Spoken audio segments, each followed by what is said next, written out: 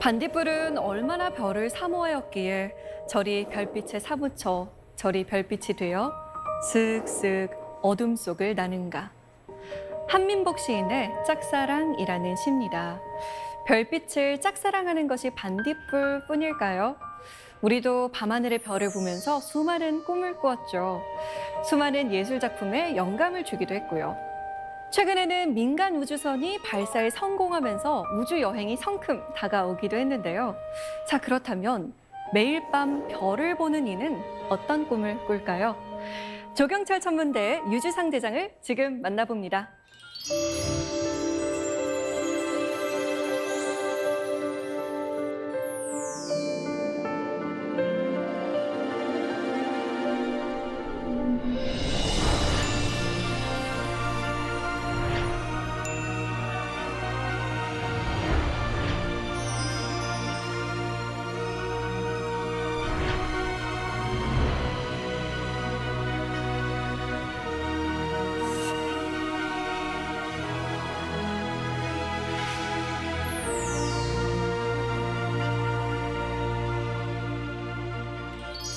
네, 반갑습니다, 대장님. 네, 안녕하세요. 네, 안녕하세요. 매일 밤 별을 보는 일이라니 굉장히 낭만적으로 느껴지는데 대장님도 그렇게 생각하시는지 궁금하네요. 네, 그렇죠. 저는 별직이고 별직이기 때문에 행복하고 늘 밤에 별과 함께 있습니다. 대장님이 하시는 일이 궁금합니다.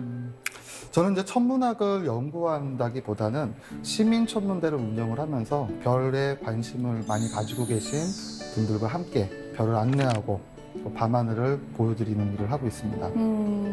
요즘 그 조경철 천문대가 은하수 포인트로 유명하더라고요. 네, 은하수를 보기 가장 좋은 장소 중에 하나죠. 자, 그럼 대장님을 따라서 별 여행 떠나볼까요? 잘 부탁드립니다.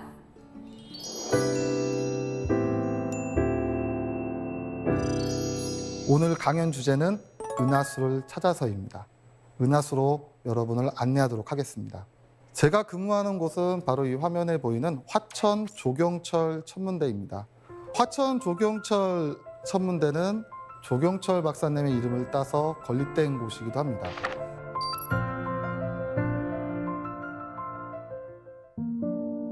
해발고도 1010m, 저렇게 높은 산 위에 있기 때문에 별 보기로서는 아주 좋은 장소를 가지고 있습니다. 밤하늘 가득한 별을 떠올려 보십시오.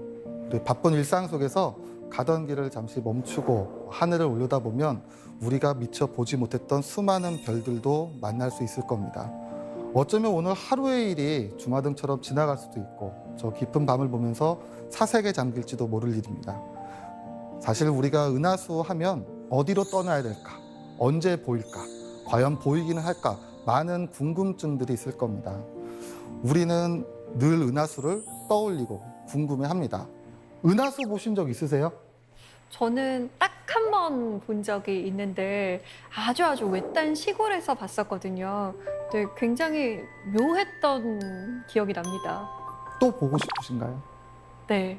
그때 사실 제가 눈이 안 좋은데 안경이 없었어요. 근데 우연히 산책을 나왔다가 발견한 거였거든요. 그래서 너무 흐릿하게 본 것 같아서 좀 선명하게 한 번쯤 보고 싶습니다. 그렇게 은하수를 보실 수 있었다는 건 아주 좋은 경험이었을 거라 생각이 듭니다. 푸른 하늘, 은하수. 우리 반달이란 동요에 나오듯이 저 은하수 사진만 보면 벌써 몸이 막 들썩이고 어디론가 떠나고 싶은 그런 마음이 듭니다. 우리 모두가 보고 싶어 마지 않는 그 대상이 바로 은하수인 것 같습니다. 은하수를 보기 위해서는 크게 세 가지만 기억을 하시면 됩니다. 맑고 깨끗한 하늘.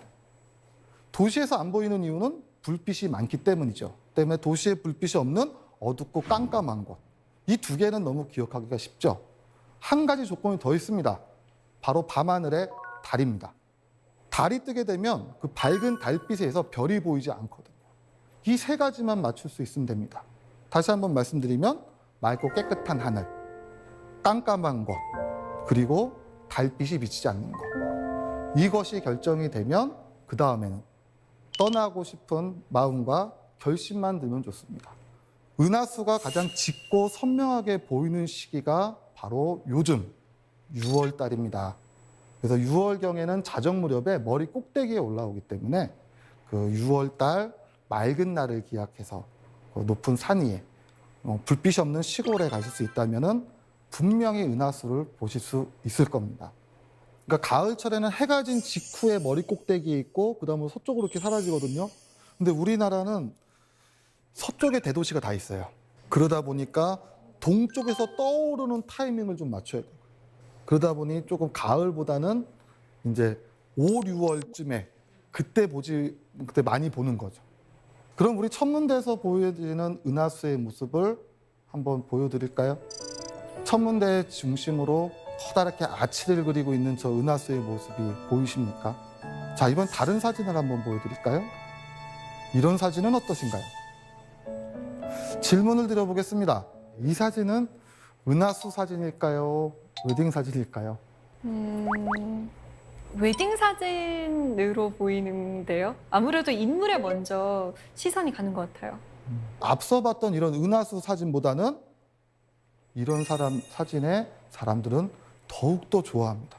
어쩌면 이 사진에 열광했던 건 은하수가 아니라 그 은하수 아래서 우리가 만들 수 있었던 그러한 사람과 사람 사이의 그 관계, 그 마음에 더 가슴이 공명했던 것은 아니었을까요? 사실 우리의 마음은 객관적이고 보편적인 믿음이 아니라 흔들리기도 합니다. 어떨 땐 밤하늘의 별이 아름답게 보이다가도 그 별에 눈길조차 가지 않을 때도 있습니다. 늘 있던 그 방의 풍경이 낯설게 보일 때도 있고 우리의 마음은 조금 흔들리는 것은 아닐까 그런 상상을 한번 해봅니다. 이어서 저 은하수에 대해서 떠올려 봅니다. 우리는 저 은하수에 왜 매료가 되는 것이고 저걸 왜 보고 싶어 하는 것일까? 분명한 것은 내 마음은 흔들릴지라도 거기에 관심이 가고 이끌려 간다는 것이겠죠. 그래서 보고 나면 우리 그 다음은 만지고 싶습니다.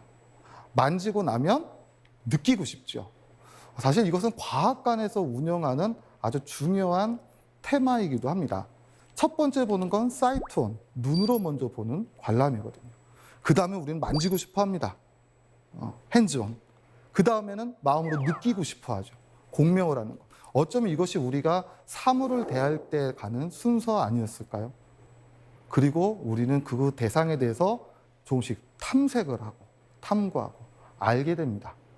사실 지금까지 저 우리가 바라보던 은하, 우리는 저 은하를 설명하기 위해서 자신의 주관적 이야기나 그냥 단순히 상상이나 설명할 수 없는 불가사의한 것들로 설명하려 시도했었습니다. 하늘의 저 뿌연빛, 누군가는 하늘을 흘러가는 연기라고 생각을 해요. 누군가는 하늘을 흘러가는 강물, 견우와 직녀의 오작교가 떠오르는, 헤라가 떠오르는 밀키웨이, 불가사의한 힘에 의해서 신화와 전설로 우리는 은하수를 설명했죠. 그런데 아리스토텔레스는 저 은하수는 하늘에 천상과 지상 사이에 존재하는 별들이 충돌을 일으켜서 폭발한 잔해라고 설명을 합니다. 현대에서 우리가 알고 있는 은하수의 형성 원리와는 전혀 다르죠.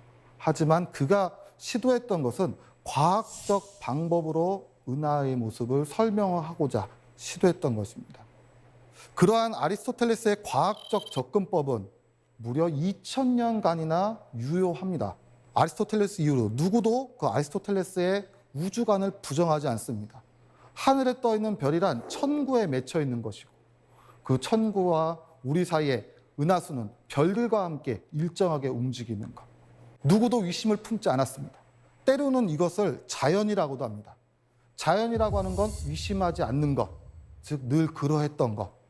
하지만 누군가는 의심을 품게 되죠. 바로 갈릴레오 갈릴레이가 있었습니다. 1610년 갈릴레오 갈릴레이는 스스로 만든 망원경으로 은하수를 관측하게 됩니다. 사실 가장 먼저 관측을 했던 건 목성과 달이었습니다. 역시 아리스토텔레스가 얘기했던 달의 표면은 매끈할 것이다. 갈릴레오는 그것이 틀렸다는 사실을 알게 됐죠. 아리스토텔레스의 세계관이 달랐던 겁니다. 그 이후로 은하수도 보게 됩니다. 은하수란 단순히 뿌연 덩어리, 먼지가 아니라 수많은 별들의 집합체였던 거죠. 우리가 상상하던 은하수는 이제 실제의 모습을 갖고 있는 존재로 우리 앞에 다가서게 됩니다. 그리고 윌리엄 허셜이 등장을 합니다. 윌리엄 허셜은 그 동생 캐롤라인 허셜과 함께 천왕성을 발견하기도 합니다.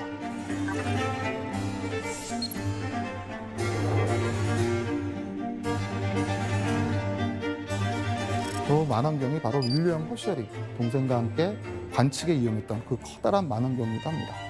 윌리엄 허셜은 아이디어를 떠오르게 됩니다. 어느 날 저 밤하늘을 살펴보면서 별들의 배치를 눈여겨본 거죠. 은하수 주변이 더 많은 별들이 있고 그 외곽으로 갈수록 별들이 흐리다. 그 누구도 시도하지 않았던 실험을 시작을 하기 시작합니다. 하늘을 각각의 영역으로 놔두고 산술적으로 밝은 별은 가깝게, 어두운 별은 먼 곳에 있다고 간주를 하고 별들의 개수를 헤아리기 시작을 합니다. 그리고 하늘의 모형을 만들죠. 이것이 그가 그려냈던 은하수의 모델입니다.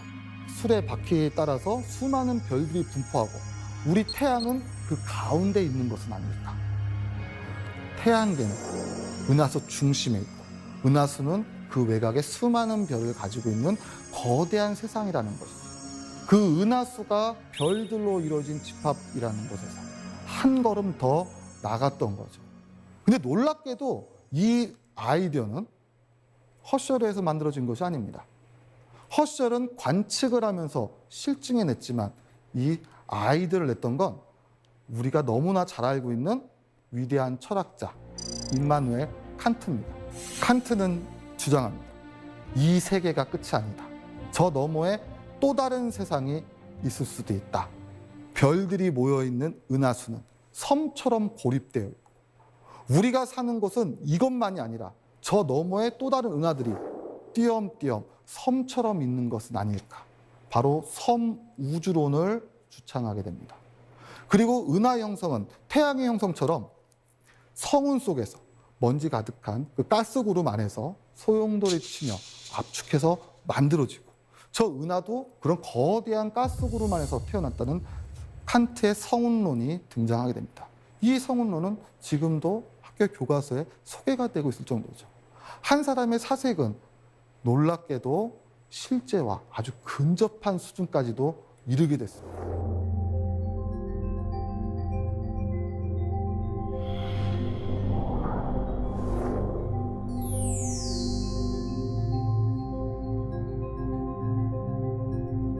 자, 요 뿌연 건 무엇이었을까요? 아주 오랜 시간 동안 이 뿌연 것의 정체를 우리가 알지는 못했습니다. 별이 구름처럼 모여 있다. 스타 클라우드. 혹은 별이 탄생하는 성운, 네뷸라. 여러 가지 이름으로 불리게 됩니다. 저 뿌연 건 무엇이었을까? 바로 안드로메다 은하입니다. 아주 오랜 시간 동안 우리는 안드로메다의 정체를 알 수 없었습니다. 지금부터 정확히 100년 전, 이 안드로메다 은하는 새로운 논쟁을 촉발하게 됩니다. 사실 안드로메다 은하에 대한 정체, 이것이 그 당시 등장하게 된 것은 1차 세계대전으로 인해 진보했던 과학기술 때문에 일어난 일이기도 합니다. 과학기술이 발달하다 보니 망원경이 커지게 되고요. 망원경이 좋아지다 보니 그 당시에는 흐릿흐릿하게 보였던 것들이 선명하게 보이기 시작을 합니다. 그냥 뿌옇게 보였던 이 덩어리가 소용돌이 치고 있는 나선 모양으로 보이기 시작한 겁니다. 저것의 정체는 무엇일까? 여기서 출발한 겁니다. 자, 다시 한번 안드로메다 은하의 모습을 보도록 하겠습니다. 자, 저 은하란 존재, 저것은 우리 안에 있던 것일까? 혹은 밖에 있던 것일까? 할로 셰필리와 히버 커티스는 격렬하게 논쟁을 주고받습니다. 저 은하라고 하는 건 단순히 우리 은하의 일부일 것이다. 우리 세계는 그렇게 크지 않을 것이다. 아니다. 저것은 우리 밖에 존재하는 또 다른 은하다. 바로 칸트의 섬우주론이죠. 하지만 계산을 해보면 과연 그렇게 이 세계가 거대할까? 확신할 수 없었죠. 이 논쟁은 바로 곧 종식되게 됩니다. 우리가 잘 알고 있는 에드윈 허블이 등장을 했던 거죠. 에드윈 허블은 윌슨산 천문대의 100인치 후커만음을 이용해서 안드로메다 은하를 정밀하게 관측하기 시작을 합니다. 그 안드로메다 은하에서 세페드형 변광성을 찾아내고 그리고 그 변광성을 이용해서 안드로메다와 우리와의 거리를 계산하게 됩니다. 그리고 그 결과는 놀라운 것이었습니다. 우리가 지금까지 예측했던 것보다도 훨씬 더 머나먼 거리에서 존재한다는 사실을 알게 됐거든요. 허블이 그 세페이드형 변광성을 이용해서 거리를 잴 수 있었던 건 사실 여류 천문학자에 의해서기도 합니다. 여류 천문학자 헬레타 스완 레빗은 세페이드형 변광성을 보면서 우연한 법칙을 찾아내게 됩니다. 바로 변광성의 광도와 주기와 밀접한 관계가 있다는 거죠. 광도는 거리와 관계가 있습니다. 같은 밝기라면 가깝게 있는 것이 멀리 있는 것보다도 훨씬 밝게 보이겠죠. 대신에 밝기가 변하는 이 주기는 거리와 관계가 없었던 거죠. 즉, 밝기와 주기, 이 공식을 이용해서 거리를 측정하는, 우리는 우주의 거리를 측정할 수 있는 새로운 방법을 찾아냈던 겁니다. 어쩌면 아주 우연적인 일이었을 수도 있죠. 이것을 허블이 이용해서 안드로메다 은하와 우리와의 거리를 성공적으로 측정하게 됐습니다. 그리고 이것은 우주가 팽창한다는 가모프의 빅뱅 이론으로 연결이 되게 됩니다. 단순히 안드로메다 은하에 대한 논쟁이었는데 저 흐릿하고 뿌연 것이 무엇일까라는 생각은 우주의 기원과 닿아있었던 거죠. 우리는 우주가 어떻게 시작이 되고 어떻게 진화하며 어떻게 만들어지고 있는지 설명할 수 있는 그 기회를 잡게 된 겁니다. 호기심과 상상으로 봤던 세상이었습니다. 저것이 무엇이었을까? 저것이 별이라는 걸 알아내고 그 너머 우리를 둘러싸고 있는 저 세계는 어떻게 이루어져 있을까? 우리는 혼자 있는 것일까? 아니면 그놈에 무엇이 있는 것일까? 만약에 있다면 이 세계는 얼마나 넓은 것일까? 저 은하수를 보면서 우리의 사색은 이렇게 발전해 오게 됩니다. 1969년 7월 17일 달 착륙에 성공하고 나서 우리는 과학에 대한 환상을 품게 됩니다. 이 과학은 이 세계를 다 밝혀낼 수 있을 것이다. 아인슈타인 이후 우리 과학은 정말 눈부시게 발전해서 우리는 저 세계를 전부 다 이해할 수 있을 거라는 확신에 차 있었죠. 그리고 지금부터 30년 전 에드윈 허블의 이름을 딴 커다란 우주 만원경이 우주로 올라가게 되죠. 바로 올해가 허블 우주 만원경 30주년이 되는 해입니다. 1990년 케네디 우주센터에서 우주 왕복선이 발사가 됩니다. 지금껏 지상의 대기 때문에 볼 수 없었던 저 머나먼 우주에 대한 정보를 풀 임무를 띠고 허블 우주 만원경은 우주로 올라갑니다. 우리가 잘 알다시피 허블 우주 만원경이 우리에게 보내온 그 엄청난 사진들, 우리는 그런 어마어마한 데이터와 정보를 가지고 우주의 신비를 하나씩 밝혀내기 시작을 했습니다. 사실 이 허블 만원경은 30년 동안 굉장한 많은 공헌을 했습니다. 애초에 설계됐던 기대 수명은 불과 15년에 불과했습니다. 하지만 지금 그 2배 이상 활동을 하면서 우리에게 더 커다란 우주의 세계를 보여주게 됐죠. 그중 가장 하이라이트의 순간을 꼽아보라면 저는 1995년 12월 28일, 아주 정확한 날짜가 나오죠. 그날을 꼽을 수 있을 것 같습니다. 그날은 인류의 콧대가 꺾인 날이거든요. 허블 만원경이 1990년 발사돼서 바로 활동을 개시했던 건 아닙니다. 약간의 오차가 있었기 때문에 처음 허블 만원경이 전송했던 사진들은 실망스러울 뿐이었죠. 사실 허블 우주 만원경의 유의는요, 사람이 직접 가서 고칠 수 있다는 데 있습니다. 사람이 직접 가서 고칠 수 있는 그 궤도상에 있었거든요. 그 허블 우주 만원경을 수리를 한 이후로 다시 한번 가동을 하게 됩니다. 그때 테스트를 해야 되죠. 작은 아이디어였습니다. 아무것도 보이지 않는 곳을 향해서 허블 만원경을 찍으면 뭐가 나올까? 가로 세로 한 1mm 정도 되는 사각형을 이렇게 놓고 봤을 때 그 정도의 영역점이 될 것 같습니다. 그 드넓은 하늘에서 정말 바늘구멍만한 것을 허블 만원경에 본 거죠. 저기에 무엇이 나올까? 아무것도 없을까? 아니면 뭔가 나올까? 1995년 12월 20일 드디어 큰곰자리 방향 쪽에 있는 아주 좁은 곳을 향해서 허블 망원경이 그 카메라를 담습니다. 도합 11일 300장의 노출, 허블 딥필드라 명명이 됩니다. 그 좁디 좁은 영역 안에 지금 보이시나요? 저 하나의 낱개의 점들은 우리 은하와 같은 존재들이었습니다. 1000억 개 이상의 태양들이 모이는 거대한 색. 과학자들은 아찔해졌죠. 어쩌면 우리가 알고 있던 것은 끝이 아닐 수도 있겠구나. 여기가 끝이 아니라 저 너머에 더 거대한 세상이 존재하겠구나. 허블 망원경은 끝없이 저 우주 깊은 심연을 향해서 연구를 계속을 합니다. 자료를 계속 전송해오죠. 우리는 허블 망원경에 30년 동안 많은 사실을 알게 됐습니다. 2002년 외소 은하가 우리 은하와 충돌했다는 사실을 밝혀내게 됐고요. 우리 은하 중심부에는 태양의 400만 배 이르는 거대한 블랙홀이 있다는 사실도 알게 됐습니다. 우리가 생각했던 것보다 우리 은하는 훨씬 더 커다랗다는 것도 알게 됐죠. 우주 초기의 빛까지 찾아냅니다. 우리는 저 은하를 연구하게 되면서 이 우주가 그리고 이 세상이 어떻게 이루어졌는지 조금씩 알아가고 있었던 거죠. 허블 우주 망원경은 이제 곧 수명이 거의 다 했습니다. 그래서 차세대 우주 망원경인 제임스 웹 망원경이 발사를 기다리고 있죠. 이 화면은 이제 허블이 만들어낸 우리 은하의, 즉 우리 세계의 모습입니다. 지금 우리는 오리온 8이라고 하는 곳에 우리 태양이 위치해 있는 거죠.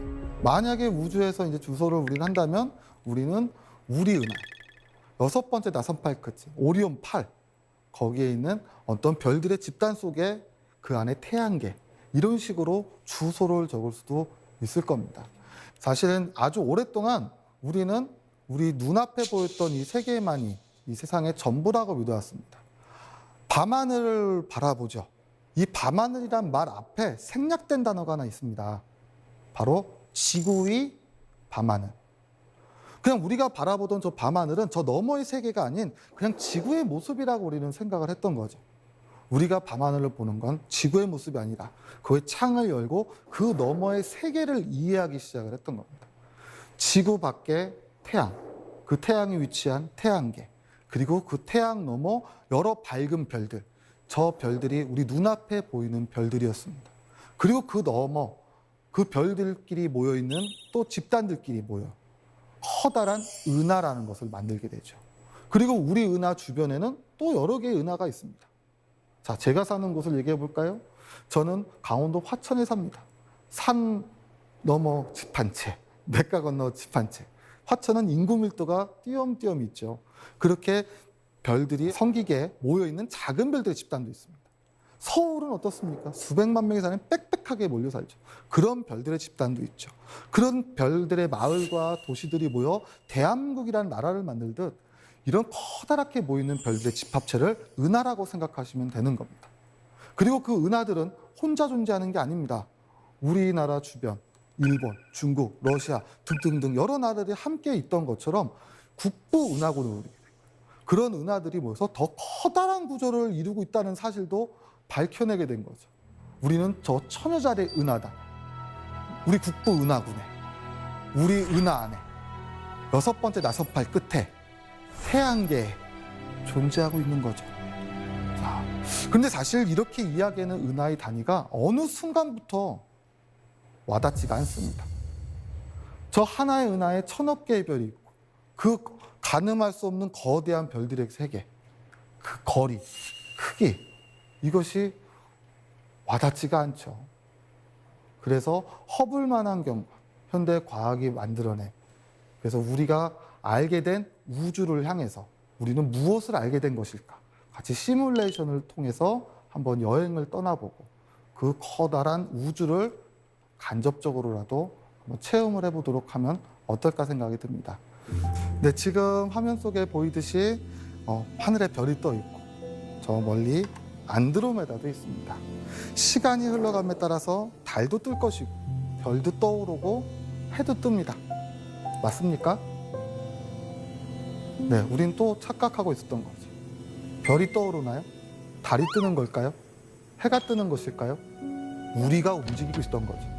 우리가 움직이고 있기 때문에 저것이 떠오르는 것처럼 보였다는 것. 이 간단한 사실도 수천 년간 이해하지 못했던 겁니다. 질문이 잘못됐던 거죠. 저들은 왜 움직일까? 그것이 아니라 우리가 움직이고 있었던 것입니다. 안다는 것은 그것에 대한 진실을 찾아가는 과정이기도 합니다. 자, 저 앞에 보이는 저 밤하늘, 여기가 끝이 아니었던 거죠. 그냥 닫혀있는 이 공간이 세상의 전부가 아니라 저 너머의 또 다른 세계, 우리가 알고 싶었던 것은 우리가 사는 곳, 이 세계는 어떻게 생겼을까? 얼마나 커다랄까? 자, 여러분과 함께 나아가 보도록 하겠습니다. 이제 우리는 더 이상 의심하지 않습니다. 저 하늘 높이 올라가 보면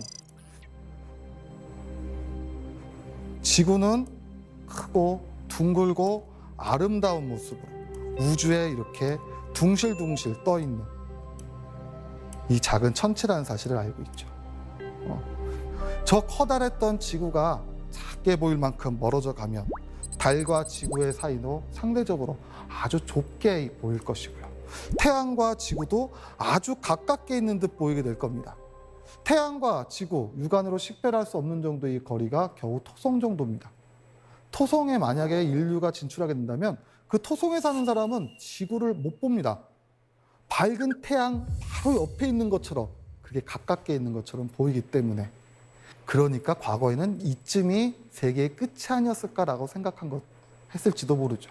하지만 천왕성을 허쉬얼이 발견하면서 우리가 알고 있던 태양계는 조금 더 점점 더 확대되게 된 거죠. 자, 사실 우리가 알고 있던 태양계만 해도 어마어마한 크기를 갖고 있습니다. 저 광활한 공간 속에 어딘가를 명쾌하게 태양계의 끝 이렇게 정의 내릴 수가 없기 때문에 지금도 굉장히 논란이 있습니다만, 많은 천문학자들이 공감하고 있는 건 대략 2광년 이내일 것이다. 자, 한번 생각을 해보십시오. 이것이 문제입니다. 이런 말들이 와닿지가 않거든요. 우리가 일상생활 속에서 사용하는 언어가 아니기 때문에 어떻게 그 2광년이란 말이 공명을 일으키지 않는 겁니다. 자, 우리가 이해할 수 있는 단위로 바꿔보도록 하겠습니다. 2광년, 빛이 2년을 가는 거예요. 이걸 조금 더 이해하기 쉽게 이해한다면 이 지구의 크기를 10억 분의 1 정도로 줄인다고 생각을 해보겠습니다. 거리의 개념이 아니라 크기로 간주해 보겠습니다. 지구는 12,756km이기 때문에 10억 분의 1로 줄이게 되면 1.2cm가량이 됩니다.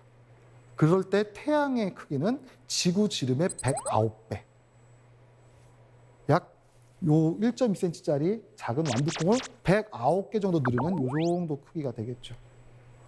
태양계는 어느 정도 크기가 될까요? 태양계는 태평양 정도가 돼요. 이 광활한 크기가 이해가 되시나요? 이 태양계만 해도 우리가 생각했던 건 훨씬 거대했던 거죠. 이 거대한 공간 속에 놀랍게도 아무것도 없었던 겁니다. 우린 정말 텅 비어있던 공간에 아주 우연히 지구 속에 있었던 거죠. 어쩌면 이 태양계가 세상의 전부라고 생각하는 것이 당연할 수도 있습니다. 하지만 그렇지 않다는 사실을 밝혀갔던 거죠.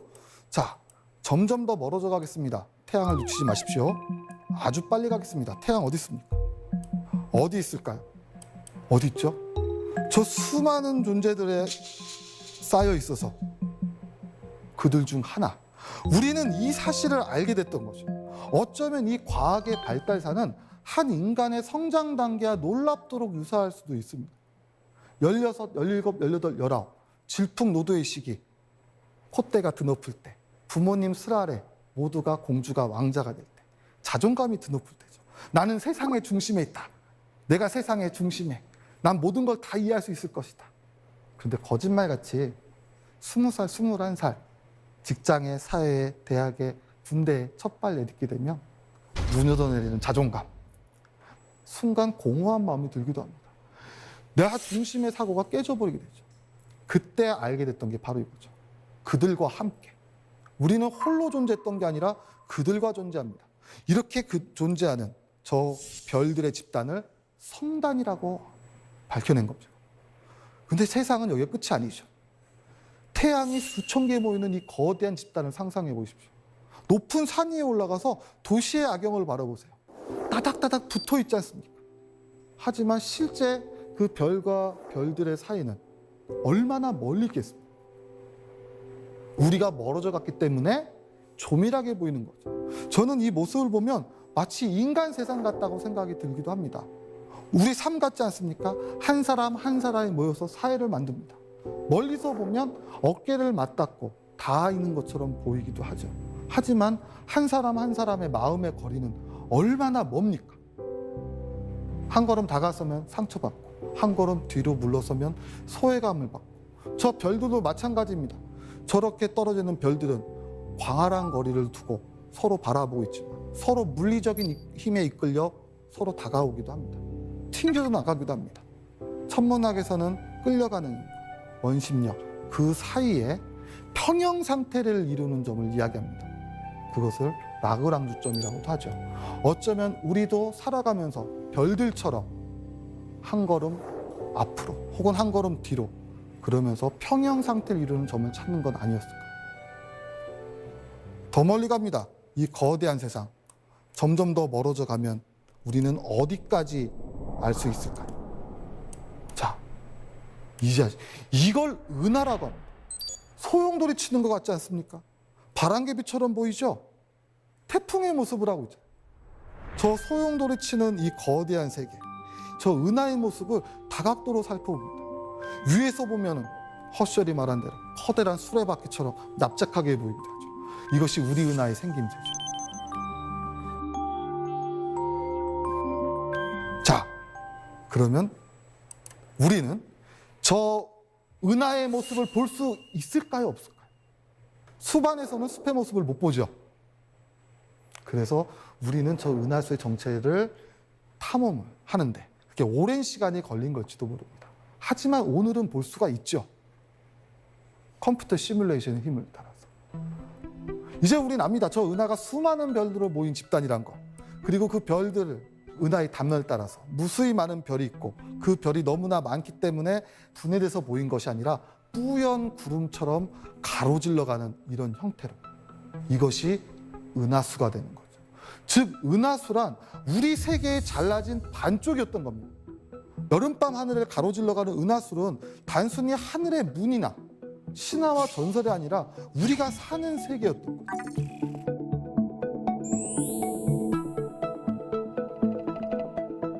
더 멀리 갑니다. 그럼 안드로메다의 논쟁은 기억하시죠? 어떻게 끝났죠?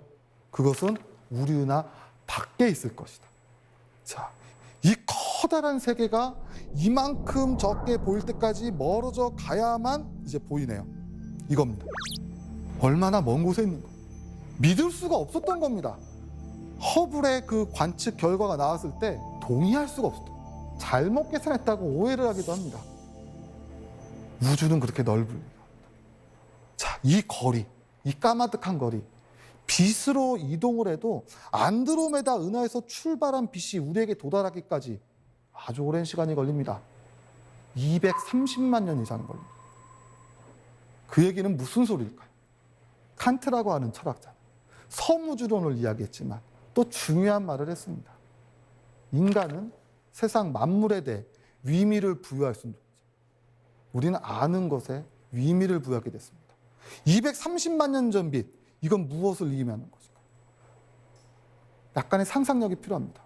지금 우리가 보고 있는 이 안드로메다 은하의 빛은 얼마 전에 출발한 빛이 아니라 지금부터 230만 년 전 오스트랄로피테쿠스가 처음 직립보행할 때 출발한 빛이란 뜻이죠. 그 얘기는 무슨 소리겠습니까? 지금 우리가 보고 있는 이 안드로메다 은하는 지금이 아니라 230만 년 전의 과거란 뜻이죠.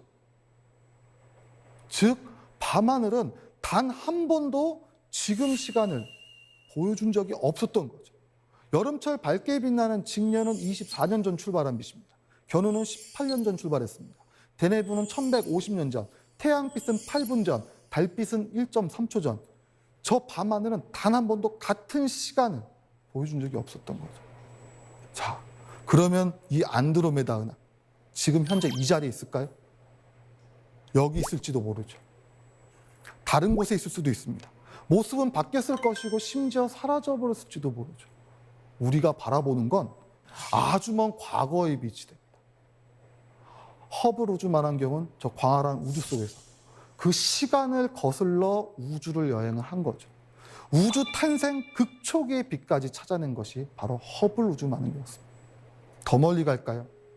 더 멀어져 가면 저 거대한 빛도 작게 보이겠죠. 자, 그렇다면 지금 이 화면 속에 가득한 이 하나하나의 점들은 별일까요? 은하일까요?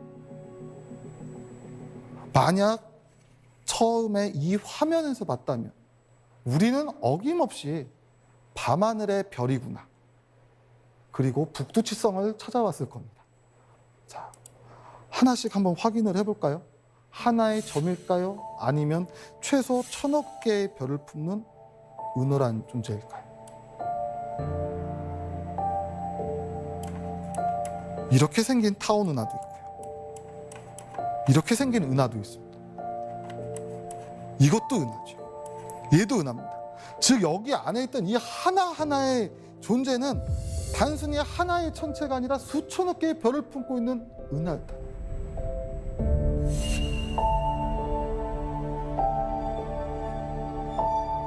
자, 우주에는 이렇게 끝없이 많은 은하들로 구성되어 있던 거죠.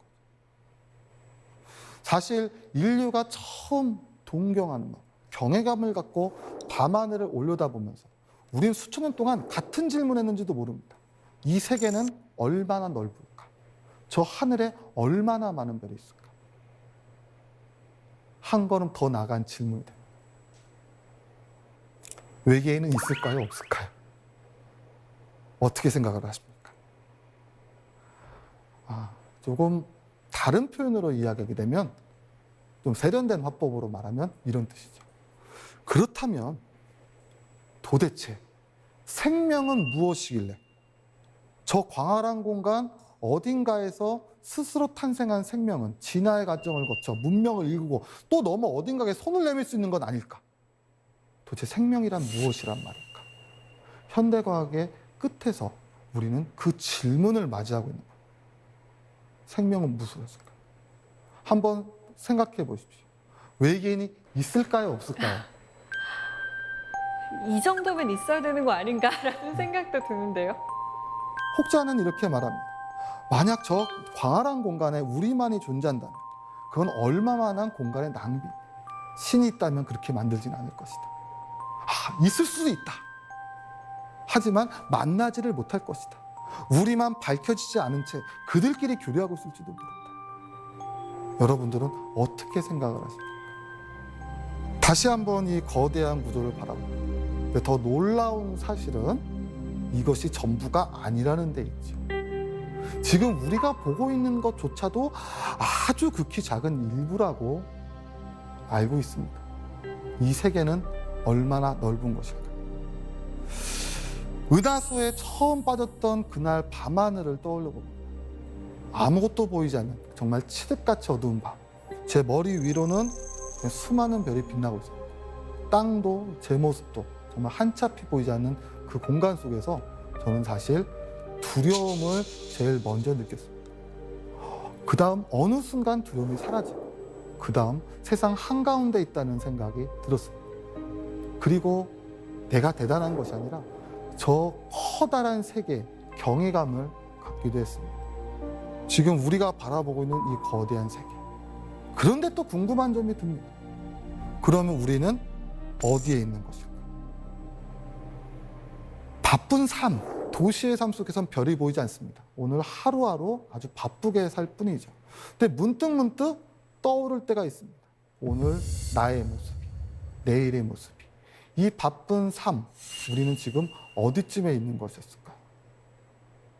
사실 천문학이 이 끝에서 다시 만나게 되는 질문은 어쩌면 아주 특별한 질문은 아닐지도 모르겠습니다. 왜 밤하늘의 별이 아름다울까?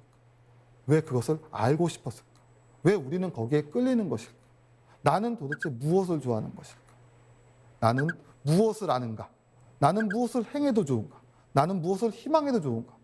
결국 우리는 늘 같은 질문을 하고 있었던지도 모르죠. 행복은 무엇일까? 우리가 미의 기준이 각각이 다르듯 행복의 기준도 각각이 다르지 않을까요? 행복을 알기 위해서는 은하수를 탐험했던 그 과정을 겪어야 되는 것은 아닙니다. 행복은 무엇일까? 어쩌면 아무것도 아닐지도 모릅니다. 우리가 알아냈던 건 결국 돌고 돌아 아주 간단한 사실일지도 모릅니다.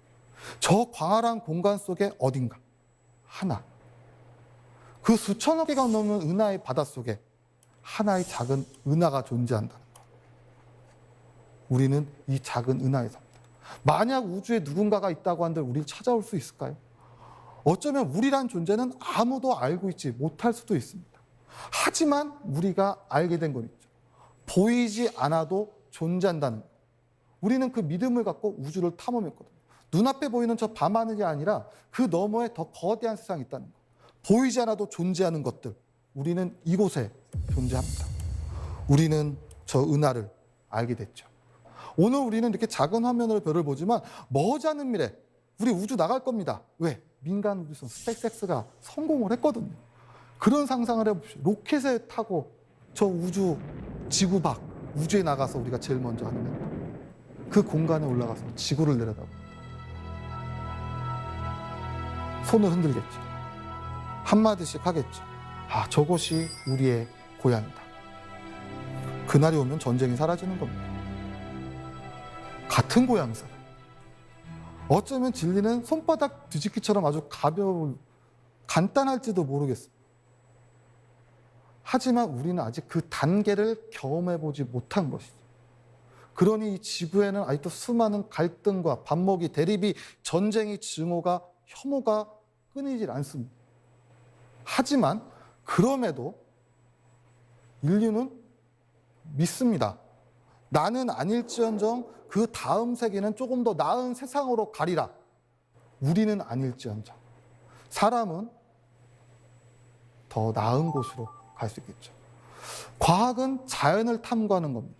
자연이란 사람을 둘러싸은 세계, 그 세계를 이야기한 지식체계, 이것이 곧 과학이라고 한다면 이 과학이 말하고 있던 건 단순히 기술의 발전이 아니라 결국에는 사람을 이롭게, 많이 들어본 말이죠. 사람을 이롭게. 그것이 홍익인간입니다. 대한민국의 국치기도 하죠.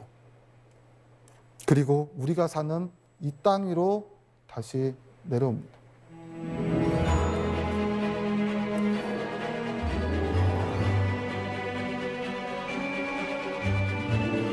우리는 이곳에 살죠. 하루를 삽니다. 그런데 이 우주의 이야기가 잘 와닿진 않습니다. 왜냐하면 지구의 중력에 구속돼 두 달 딛고 하늘이고 매일매일 하루를 살아가니 오늘 하루도 가끔은 퍽퍽하거든. 오늘 하루도 힘든데 우주 얘기가 닿을 리가 있나요? 하지만 그렇게 생각을 해보십시오. 어느 날 문득 불현듯 보고 싶어서 떠난 그 언덕, 거기서 은하수를 바라보며 혼자 보러 갔을까요? 누군가 같이 곁에 있던 사람이 있다. 그 사람의 손을 잡았을 때 그 사람 손끝에 느껴지는 그 체온이, 실체가, 존재가 여기까지 우주시간 138억 년, 지구시간 46억 년, 그것이 존재한다는 것. 우리는 이것을 기적이라고 말하고는 뭘지도 모르겠죠.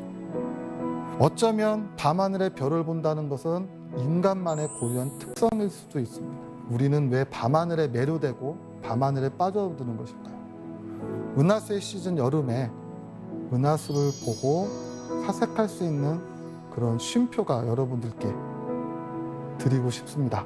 여기서 강의를 마치도록 하겠습니다. 감사합니다.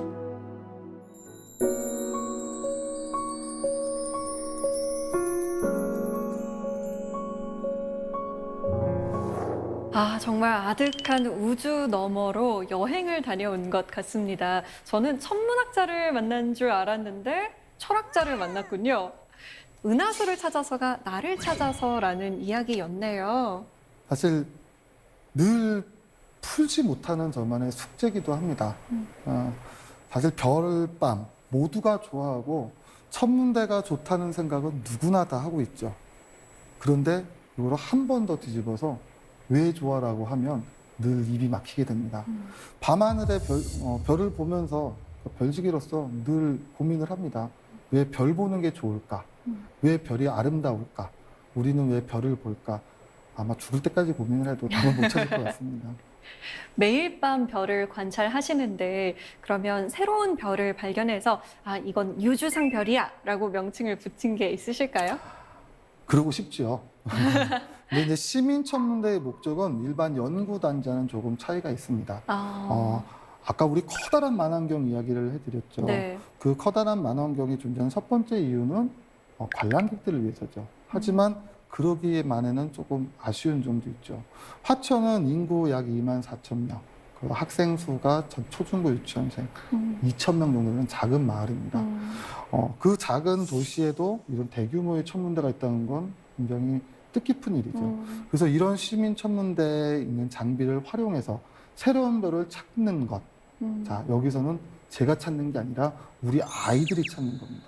그래서 우리 아이들이 천문대에 있는 만환경으로 새로운 별을 찾고 이름을 붙이는 것.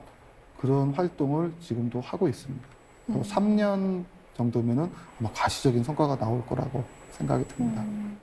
자, 곧 우주 여행 시대가 올 것 같습니다. 물론 굉장히 비싸겠지만 그래도 별을 직접 나가서 한번 보고 싶으신가요? 아니면 그냥 이대로 여기서 계속 보고 싶으신가요? 어떠세요? 항상 나간다는 생각만 하고 있지요. 정말 그 우주에서 바라보는 지구의 모습이 어떨지 아마 모든 지구인들은 아니 별을 좋아하는 별지기들은 같은 생각을 하지 않았을까요? 저 나가서 저 너머에서 우리의 모습을 바라보고 저 우주를 느낄 수 있다면 얼마나 좋겠습니까? 꼭 나가보고 싶습니다. 요즘 정말 시야가 좀 좁아진 느낌이었는데 오늘 이야기를 통해서 시야가 확 하고 우주적으로 넓어진 것 같습니다. 오늘 강연 잘 들었습니다. 고맙습니다. 네.